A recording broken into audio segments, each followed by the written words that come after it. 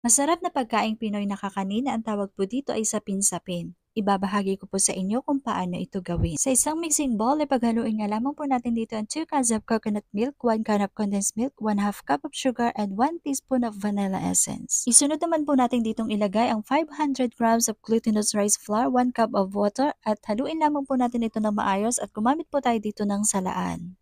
Gagawa po tayo dito ng tatlong layers, kaya i-divide po natin itong mixture sa tatlo. Gumamit po ako dito ng food coloring na yellow at purple. Steam the first layer for 10 minutes.